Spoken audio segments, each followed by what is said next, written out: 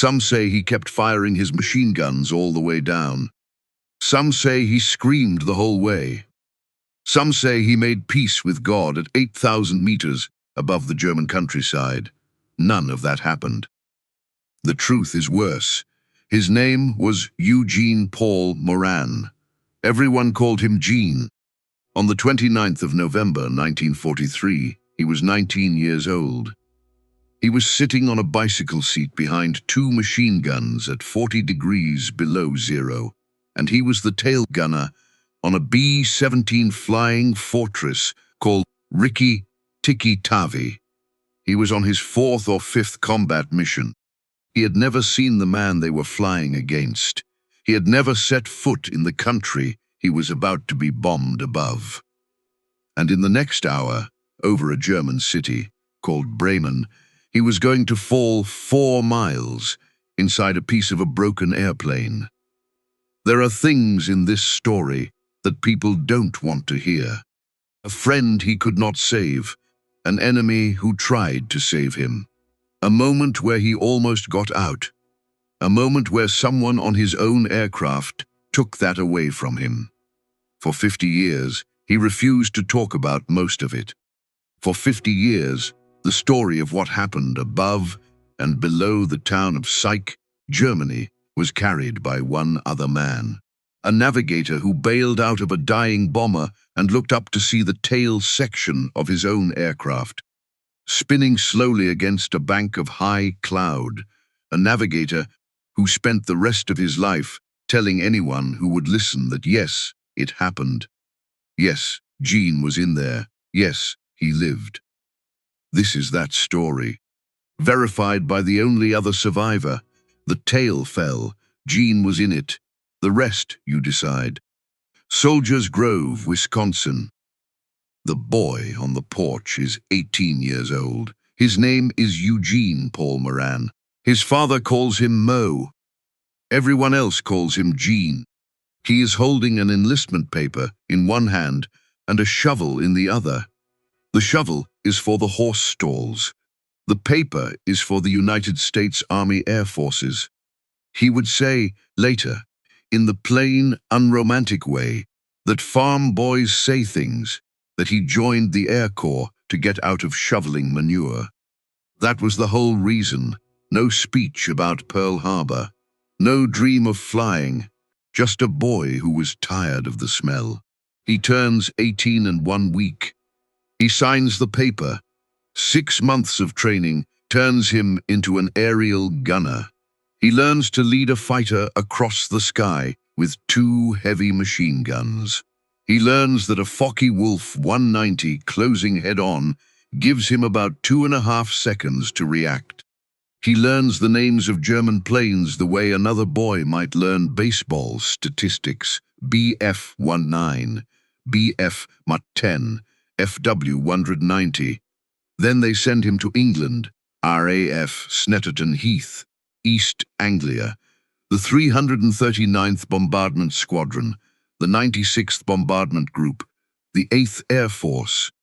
The airfield is cold and flat and smells of aviation fuel. There are Nissen huts and mud paths and a mess hall that serves powdered eggs.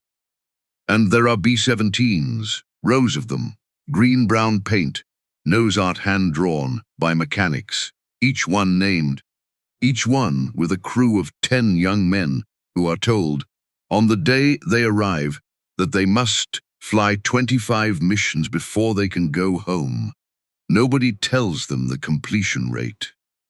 In the last months of 1943, fewer than 3 in 10 crews will finish 25 missions. The rest will be shot down, or wounded out, or listed as missing. Gene does not know this number. He would not have believed it if he had. His plane is called Ticky Tavi.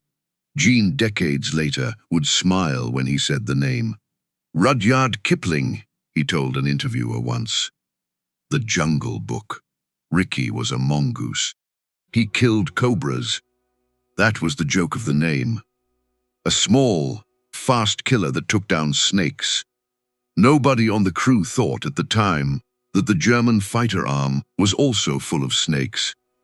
Bf-110s that lurked in the sun behind the formation, W-190s that twisted from above, Bf-109s that came in from the front like coiled things. The mongoose was going to meet the snakes. The crew was 10 men. All of them were young. The pilot was First Lieutenant Linwood Langley, quiet, steady on the controls. He held the yoke of a 30-ton bomber the way a man holds the reins of a horse. Light, patient, respectful. The bombardier was Lieutenant Donald Curtis. He sat in the plexiglass nose. His job was to release several thousand pounds of high explosive at the exact right second above a factory in a country he had never seen. The navigator was Second Lieutenant Jesse Orison, sharp-eyed, careful with maps.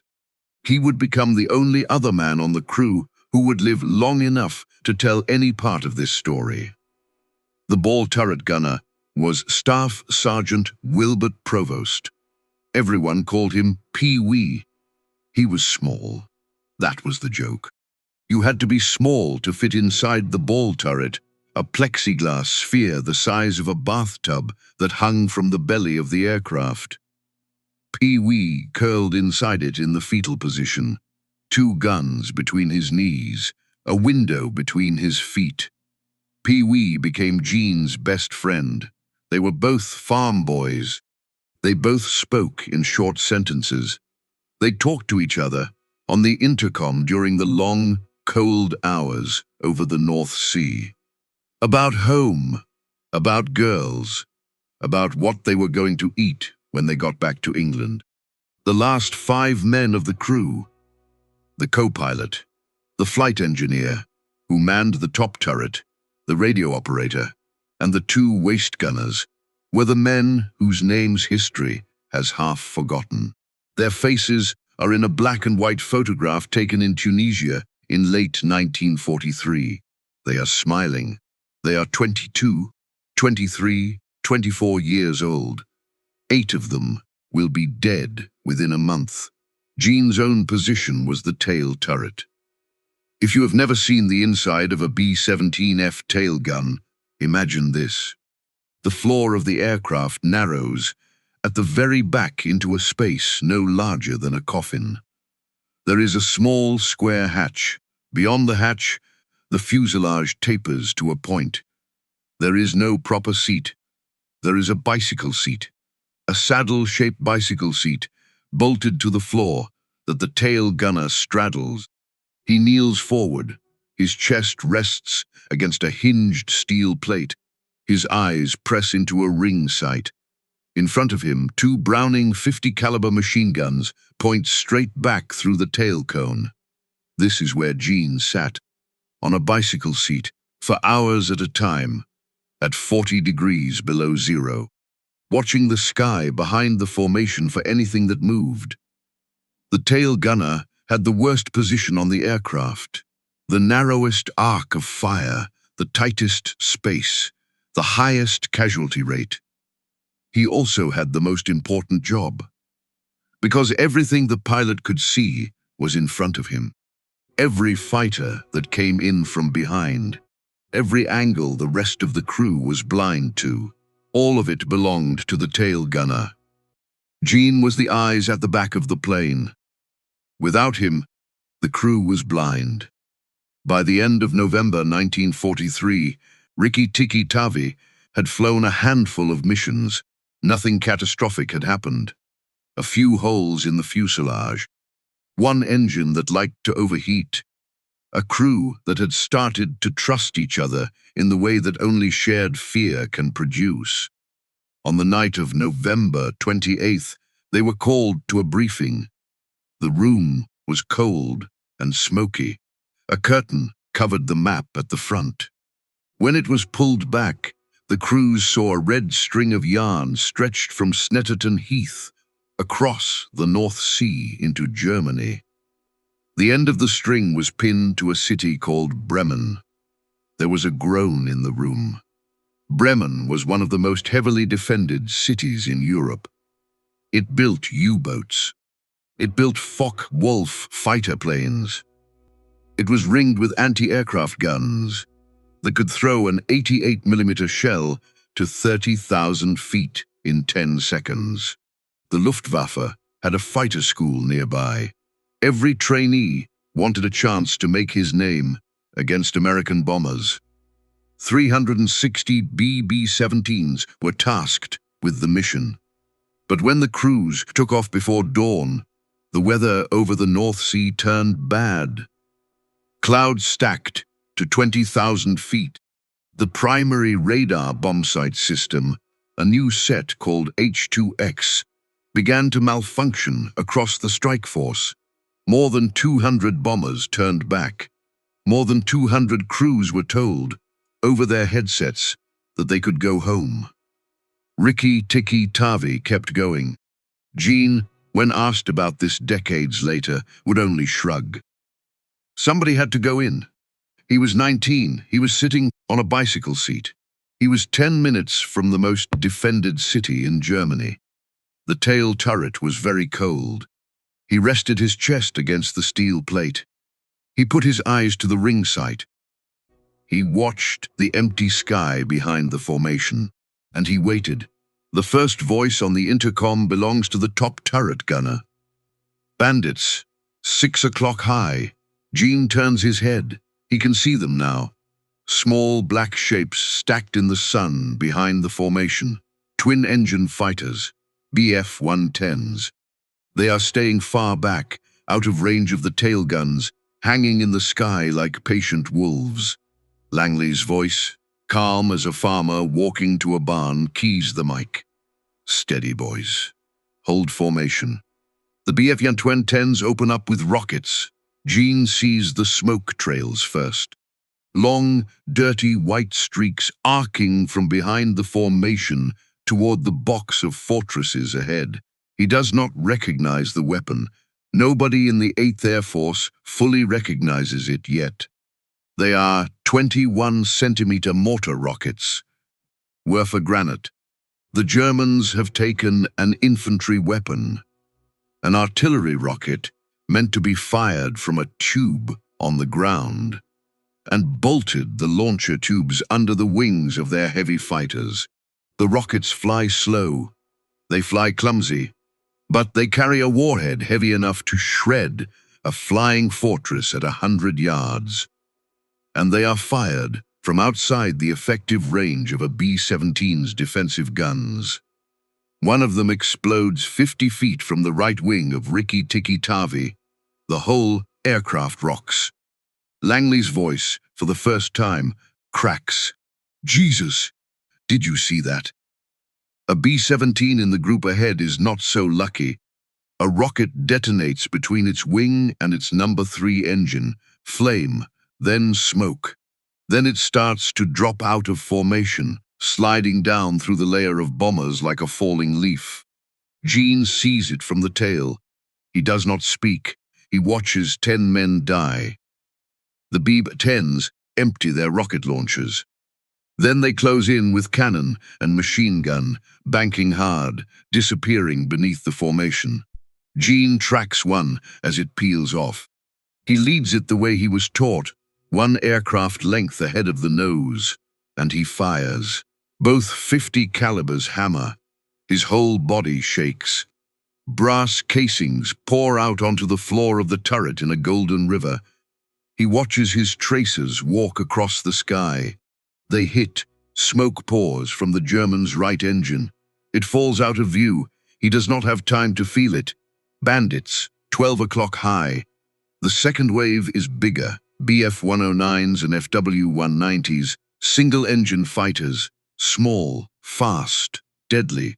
The 190 has a nickname among American crews. They call it the Butcher Bird. It carries 4 cannons and 2 machine guns, and it can turn inside almost anything the Allies fly.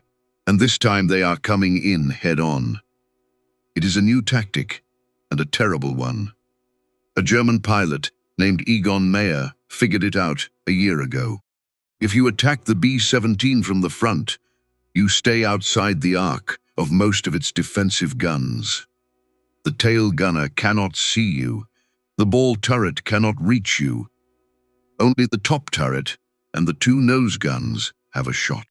And you are closing at a combined speed of 600 miles an hour, which means you have about 2 seconds to fire before you break off. Dozens of them come in like that. From every angle now. From above. From below. From the sides. Gene has never seen so many aircraft in the sky at one time. Not friendly, not enemy, not anything. The world becomes noise. The intercom is a chaos of shouting voices. Every gunner calling out targets. Every gunner firing. The steel plate against Gene's chest vibrates with the impact of his own guns. Cordite smoke fills the turret. His hands are numb from the cold and the recoil. 3 o'clock level. 12 o'clock high, coming in. I got one. I got one. Watch the flak. The flak. The German 88s on the ground have found them. Black cotton wool puffs begin to explode among the formation. Each burst throws hot steel shrapnel in every direction for 100 feet. A B-17 does not need to be hit directly to be killed by flak. A single fragment through a fuel line is enough. A single fragment through a pilot is enough. The B-17s are buffeted like small boats in a heavy sea. Ticky Tavi shudders. Gene grabs the frame of his gun to keep from being thrown off the bicycle seat. Langley's voice, still calm somehow, comes over the intercom. Pilot to bombardier. Curtis, stand by on the lead. Down in the plexiglass nose, Donald Curtis has his eyes on the lead Pathfinder aircraft, the one carrying the H-2X radar that could see through the cloud. Around him, the sky is exploding. Yes, sir. Bomb bay doors coming open. The doors grind open. The plane loses aerodynamic shape. It becomes slower, heavier, more vulnerable. The formation flies straight and level through the flak. This is the moment every bomber crew hates most. The bomb run. 90 seconds where you cannot maneuver. 90 seconds where you must not deviate. 90 seconds where you sit still and let the Germans shoot at you. Somebody in another aircraft, over the group frequency, breaks radio discipline. His voice is high and thin. Just drop the damn bombs.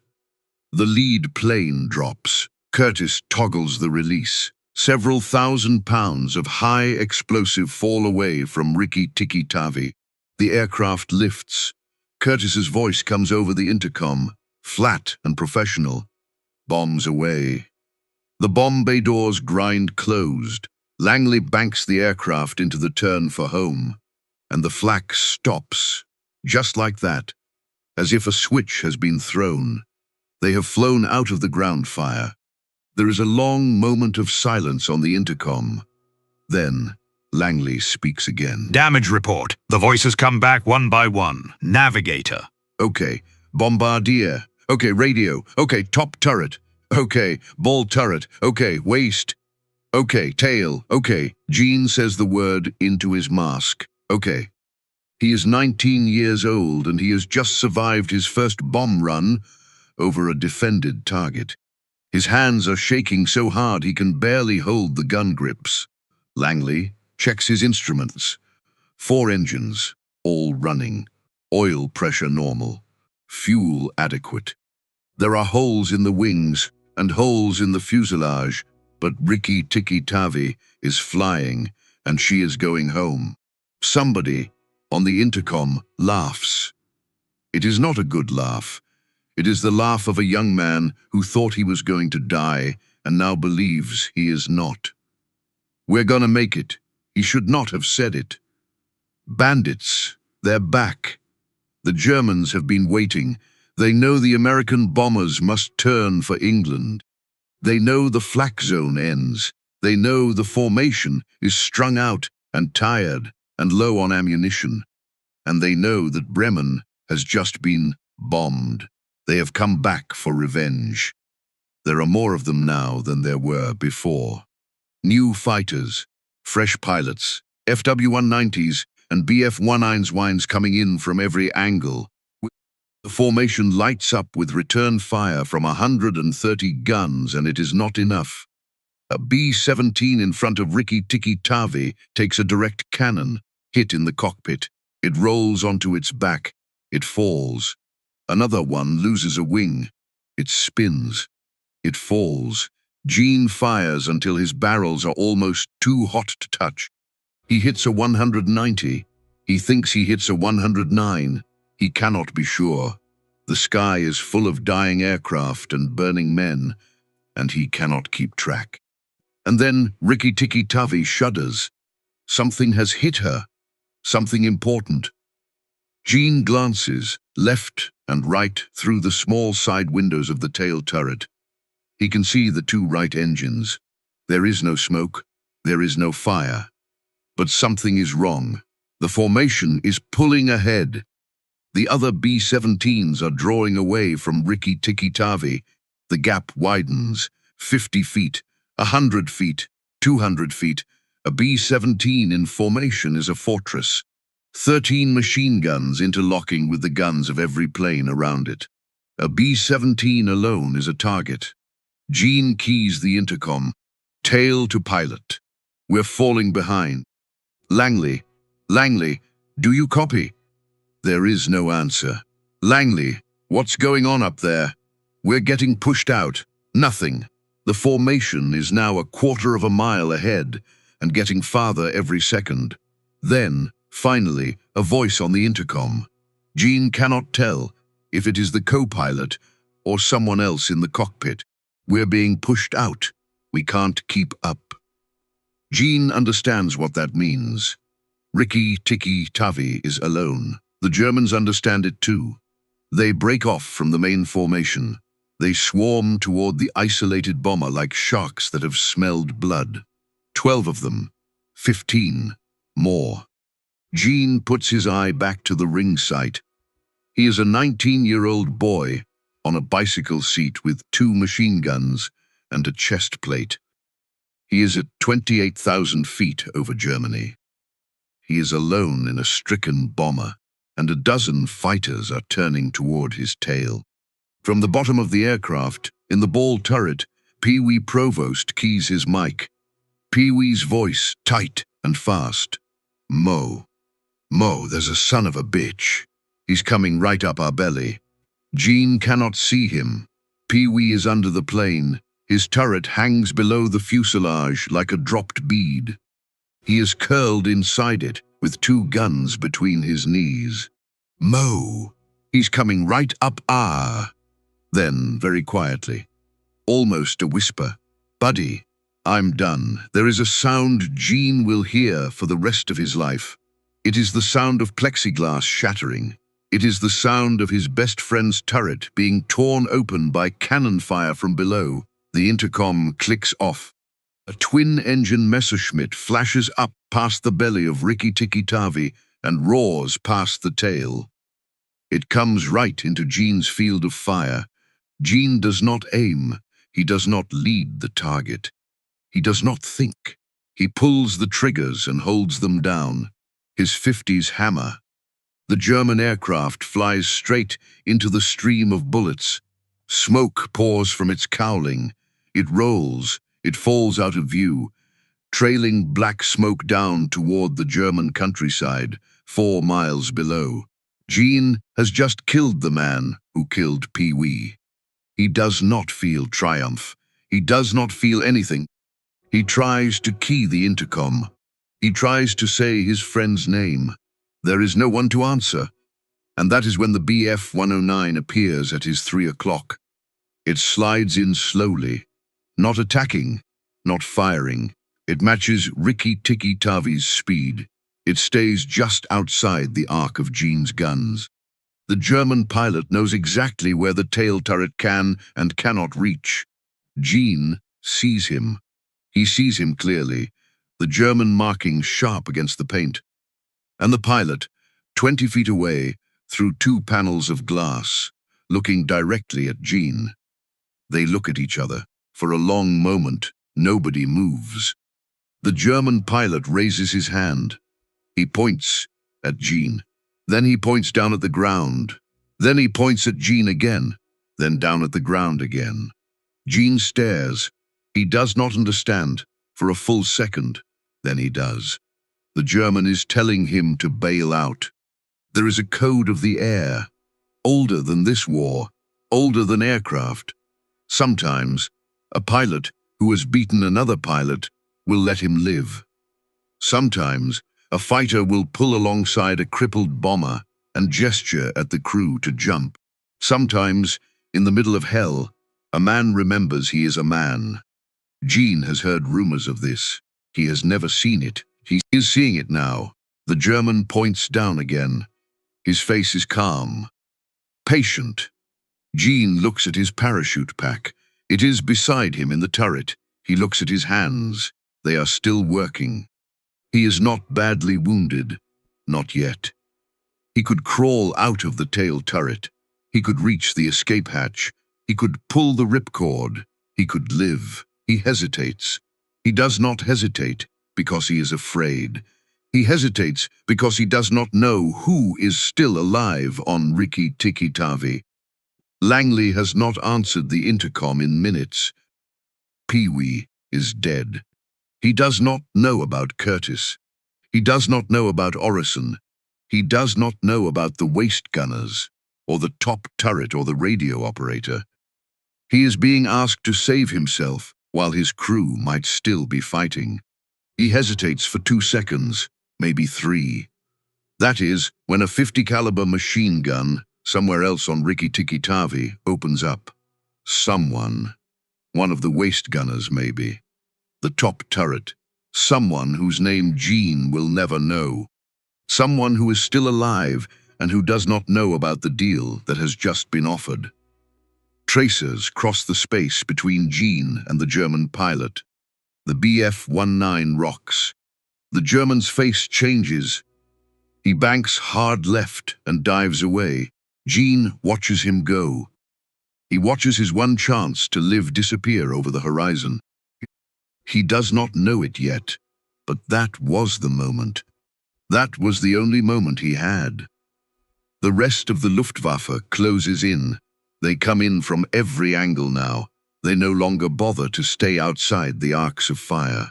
They know Ticky Tavi is dead. They are just finishing the job. Cannon shells rip through the fuselage. The tail turret becomes a hailstorm. Eugene is thrown to the floor. He climbs back onto the bicycle seat. He grabs the gun grips. He pulls the triggers. Nothing. The left gun is jammed. Then the right gun is jammed. Then both. Both his machine guns are dead, and the sky is full of Germans. He works on the guns. He does not know why. Training, maybe. Some deep animal refusal to sit still and wait. He clears a jam. He gets the left gun firing again. He fires 3 rounds. Then something hits him in the left arm. He does not hear the shot. He feels the impact. His arm goes numb, then hot, then wrong. He looks down. The forearm is bent at an angle a forearm is not supposed to bend. He keeps firing with his right hand. Something hits his right arm. Now both his arms are broken. He keeps trying to fire the gun with hands that are no longer working. His fingers curl uselessly against the triggers. Blood soaks the sleeves of his flight suit and freezes in the -40 air. Then something hits him in the chest. He hears the crack this time. It is the sound of his own ribs breaking. The steel plate has saved his life. Barely. He is thrown back off the bicycle seat and lands on the floor of the tail section, gasping, unable to draw a full breath. Somewhere above him, his parachute pack takes a burst of machine gun fire. He does not see it happen, but he will find out later. The chute is shredded. The silk is torn to ribbons. The German pilot who offered him a way out is gone. His guns are broken. His arms are broken. His ribs are broken. His parachute is destroyed. He is going to die on Ticky Tavi. And then he hears something new. It is a sound like a piece of paper being torn. Only the paper is a 1/4 inch of aircraft aluminum, and the tear is running the whole length of the fuselage. The floor beneath him begins to move. He does not understand at first. The floor should not move. The floor is bolted to the airframe. The floor is part of the plane, but the floor is tilting up now, and the walls are tilting up. And Gene is being pulled backwards, not by gravity, but by something worse, by air, by slipstream, by the fact that the tail section of Ticky Tavi is separating from the rest of the aircraft. He grabs at the floor with hands that cannot grip. He watches over his boots as the main body of the bomber drops away from him. He sees the wings. He sees the engines. He sees the number 3 propeller still turning. He sees Ticky Tavi, the plane he has flown into combat, the plane where his best friend just died, falling away below him toward the German countryside. She is going one way. He is going another. He is inside 12 feet of severed tail section at 28,000 feet over a country at war with 2 broken arms and a useless parachute. The tail begins to spin and Gene begins to fall. The tail spins. There is no other word for what happens next.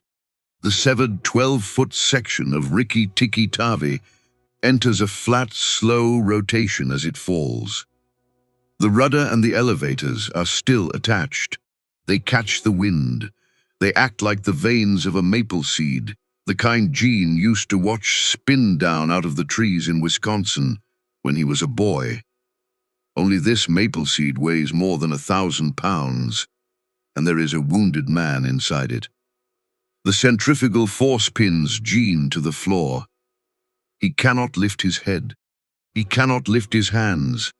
His broken forearms lie beside him like something that belongs to another person. He can feel the bones grinding against each other every time the spin accelerates. The world outside the tail turret window is a spinning gray blur. Sky, ground, sky, ground, sky, ground. He cannot tell which is which. His mouth is open. He is trying to breathe. Air pressure is doing something to his face. His sinuses feel wrong. His ears will not equalize. Some accounts describe his back teeth loosening and his dental fillings popping out from the pressure. What is certain is that he tasted metal and blood in his mouth. He does not know how long the fall takes. Later he would guess maybe 2 or 3 minutes. Witnesses on the ground would say longer. In a spinning tail section falling from 28,000 feet, time does not mean what it means on the ground. His vision goes red. Blood from a scalp wound is running into his eyes. He cannot lift his arms to wipe it away. He sees the world through a film of his own blood, a red spinning tunnel with no bottom. There is one thought in his head. He would tell it years later to the man who wrote his book. The thought was this: if I have to die, I want it to be fast, that is all. No prayer, no image of his mother, no last message. Just a 19-year-old boy wrapped a piece of a broken airplane, asking for the mercy of speed. Far above him, somewhere in the sky he can no longer see, another parachute is opening. Second Lieutenant Jesse Orison, the navigator, is falling too. Orison would recall later that in the plexiglass nose, Donald Curtis had taken a burst of cannon fire. Orison struggled with his friend's body. He tried to get a parachute onto him. Then the plexiglass nose came apart, and Orison was sucked out into the sky. Jagged shards of the shattered nose cut into his legs. He fell for a long time before he remembered to pull his own cord. The chute snapped open above him, and that is when he saw it. Above him, spinning slowly against a bank of clouds, was the tail section of his own aircraft. He could see the rudder, he could see the elevators, he could see the shape of the tail turret, and inside it, something moving. He did not know it was Eugene. He assumed everyone in that tail was already dead. He watched his own airplane fall in 2 pieces towards Germany, and he began to weep, and he continued to fall. There were witnesses on the ground. They were farmers, housewives, schoolchildren, old men who had already lived through one war and were now watching another one land in their backyards. The town below was called Syke. It sat about 10 miles south of Bremen. It was a place of small streets and small houses and small gardens. It was not a target, it was just underneath. The people of Syke heard the sound first, a high, thin whistling, then a rushing, then the roar of an aircraft breaking apart in the sky above them. They looked up. They saw pieces of a B-17 falling out of a bank of high cloud. One of the engines came down into a man's vegetable garden. Another engine hit the roof of a bakery and set it on fire. Burning fragments rained across the northeast side of the town, and they saw the tail. Witnesses would say later that the tail section of the American bomber came down more slowly than the rest. It fell in a slow, wobbling spin. It looked, one of them said, like a leaf. One of the stories that would spread through the town, and later through the wider world, was that the tail gunner kept firing his machine guns all the way down. That story is not true. Eugene, when asked about it 50 years later, would shake his head. His guns were jammed. His arms were broken. He was pinned to the floor by the centrifugal force of the spin. He could not have fired if he had wanted to. He wanted people to know the truth. The truth was worse. The truth was that he was helpless. The spinning tail section drifted down through the cloud layer. It slowed. The rudder acted like a badly made parachute. The elevators added drag. The whole broken assembly did not so much fall as designed in the strange and lucky physics of a shape it was never designed to have. It came down over a wooded area on the edge of Syke. Eugene, on the floor of the tail turret, could not see the ground. He could see only the red blur inside his own eyelids. He heard something new, a sound like a giant hand slapping the outside of the aircraft. Then another slap, louder, then a series of impacts, cracking and tearing all around him. The tail was going through the tops of trees. The trees of Syke did something that no engineer at Boeing had ever designed the B-17 to survive. They did what a crumple zone does on an automobile. They took the energy of the falling tail section and they spread it out. They caught the rudder. They tore off the elevators. They snapped branches as thick as a man's leg. They wrapped around the tail cone and slowed it, and slowed it, and slowed it. They did not stop it. The tail hit the ground. The impact was hard enough to break the airframe, hard enough to shatter the plexiglass, hard enough to drive Eugene's ribs, already broken, deeper into his chest. But it was not quite hard enough to kill him. There is a silence after a crash, a pure, complete silence. It lasts only a few seconds, but for those few seconds, the world is empty. Eugene lay in the wreckage. He did not know he was alive. He did not know he was on the ground. He did not know anything at all. Then, slowly, he began to hear his own breathing. He was breathing. He opened his eyes. The red film was still there, but through it he could see something. He could see light. There was a hole in the twisted metal above him. Sunlight was coming through it. He could see leaves. Green. The green of a forest floor. The green of Wisconsin in July. He began to crawl toward the light. He could not use his arms. They were broken in 2 places each. He pushed with his legs. He wormed his shoulders along the buckled floor of the tail section. He left a trail of blood behind him on the aluminum. He reached the hole. He tried to pull himself through it. He could not. He had no strength in his arms. He rolled instead. He tipped himself sideways over the edge, and he fell. It was not far, maybe 3 feet, but it was enough to knock the wind out of him. He landed on his back on the forest floor. Above him, wedged in the branches of a German pine tree, hung the tail section of Ticky Tavi. The rudder was gone. One elevator was gone. The other was folded up like a broken wing. Aluminum skin peeled back from the ribs of the airframe like the skin of a fruit. Eugene looked up at it. He was too exhausted to move. He raised one broken arm. It hurt more than anything he had ever felt. He touched his own head. His fingers found a soft place, not just a wound, a hole. He could feel, through the torn scalp, the edge of his own skull. And beyond that edge, softer still, a place where his skull ended and something else began. He was feeling his own brain. He put his hand down. He lay on the forest floor of Germany, with his brain exposed to the November air, and he waited. He knew what usually happened next. There were stories in every squadron. Airmen who came down in enemy territory and were beaten to death by farmers with pitchforks. Airmen who were shot by Home Guard militia. Airmen who were hanged from lampposts by mobs. Bremen had just been bombed. Syke had just been showered with burning wreckage. He was an American who had fallen out of the sky. He heard voices. They were coming through the trees. They were getting closer. He tried to think of what to do.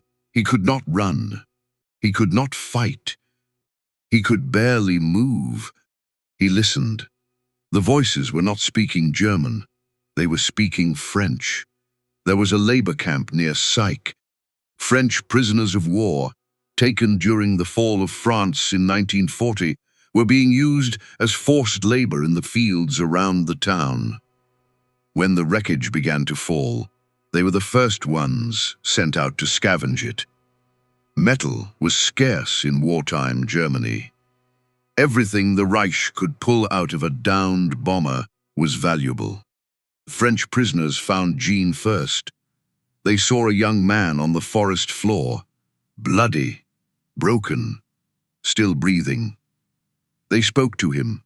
He could not understand the words, but he understood the tone. They did not hurt him. A few minutes later, the German soldiers came. Eugene braced himself. The Germans looked down at him. They looked up at the tail section in the tree. They looked back down at him. One of them said something to another. Eugene did not understand the words. Later, he would remember only that the man's voice was tired. They picked him up. They did not beat him. They did not shoot him. They carried him, roughly but not cruelly, out of the woods. Eugene, decades later, said something about that moment that stayed with everyone who heard it. He said that the German soldiers who found him could have killed him. Nobody would have known. Nobody would have cared. There was a legal way and an illegal way for enemy airmen to end up dead in a German forest, and the difference did not always matter. But those soldiers took him to a hospital instead. He said, in his old age, that he had spent his life trying to understand what kind of men they were. He never quite figured it out. The hospital was not really a hospital. It was a barracks connected to a WWII system. The medical staff was mostly other prisoners. One of them was a Serbian doctor. His name has been lost to history. He was a captured officer from the Yugoslav army, held by the Germans since 1941. He had been given the job of treating wounded Allied airmen brought in from crash sites. He looked at Eugene. He looked at the exposed brain. He looked at the two broken forearms and the crushed ribs and the shattered face. He went to work. According to the account preserved in John Armbruster's book Tailspin, the Serbian doctor closed the hole in Gene's skull with a thin piece of metal. Some accounts say it was cut from a mess tin. Whatever it was, it stayed in Gene's head for the rest of his life. A prisoner of the Germans saved the life of an American airman shot down over Germany. The war was full of these moments. Nobody wrote them down. Nobody made them into medals. Gene woke up in a bed. He did not know where he was. He did not know how long he had been unconscious. He knew only that he was alive and that his head hurt in a way he had never imagined a head could hurt. Every night, in that hospital bed, he had the same dream. He was falling. He would wake up in the dark, screaming. His broken arms still splintered at his sides, and he would try to grab for something to hold on to. There was nothing to hold on to. There never would be. He would have that dream for the rest of his life. Eventually, he was well enough to be moved.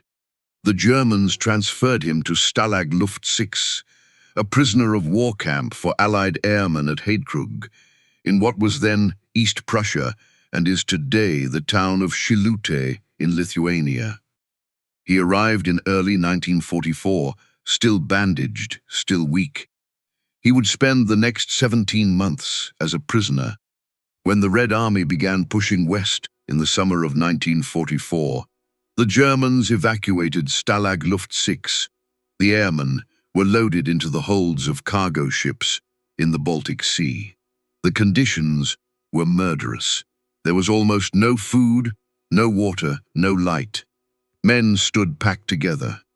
The airmen called it the Hell Ship. Gene survived it. He was moved to Stalag Luft 5 at Gross Tycho in what is now Poland. In February of 1945, with the Red Army closing in again, the Germans emptied that camp too. This time, they did not use ships.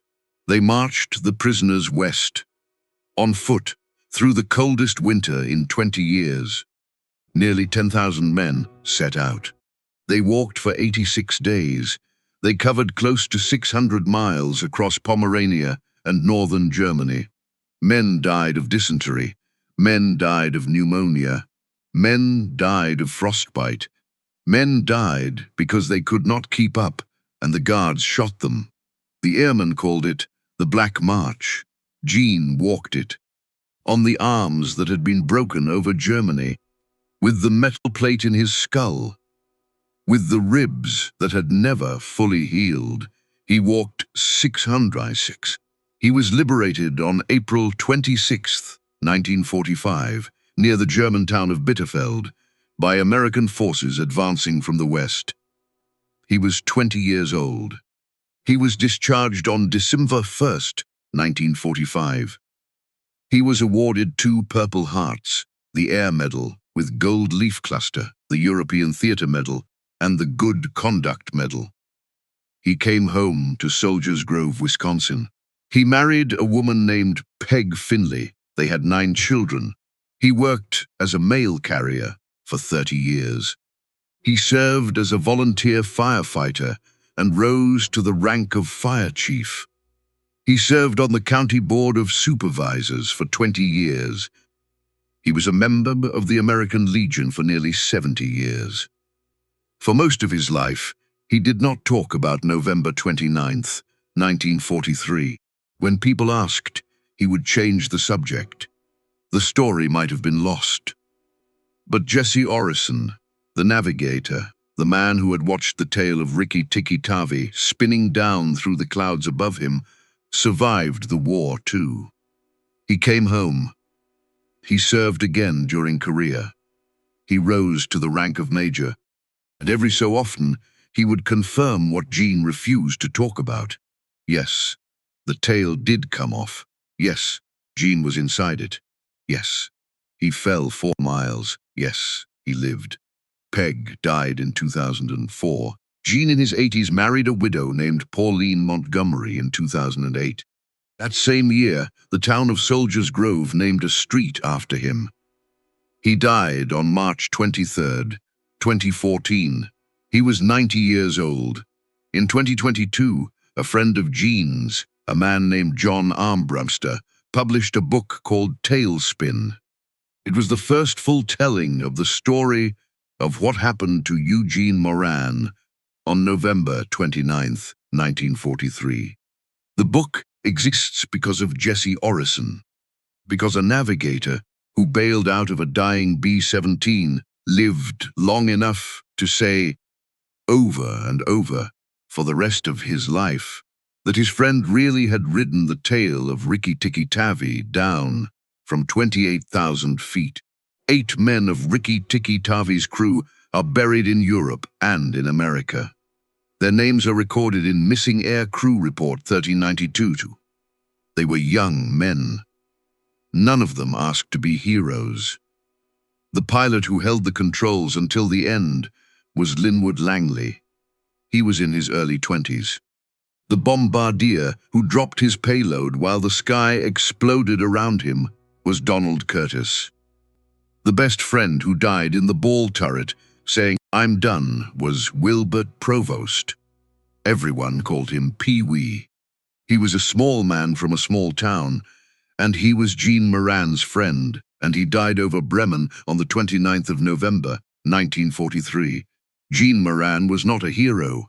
He said so himself many times, in many interviews, in the plain, unromantic way that farm boys say things. He was a tail gunner. He sat on a bicycle seat behind 2 machine guns. He did his job. When his guns jammed, he tried to fix them. When his arms were broken, he tried to fire anyway. When his aircraft came apart around him, he held on to the floor. He fell 4 miles. He landed in a forest full of trees that slowed him down enough to let him live. He walked 600 miles across a frozen continent. He came home to Wisconsin. He delivered the mail. That is the whole story. If there is a lesson in it, it is not about courage. Gene did not think of himself as brave. It is not about miracles. Gene did not think of himself as chosen. The lesson, if there is one, is smaller than that.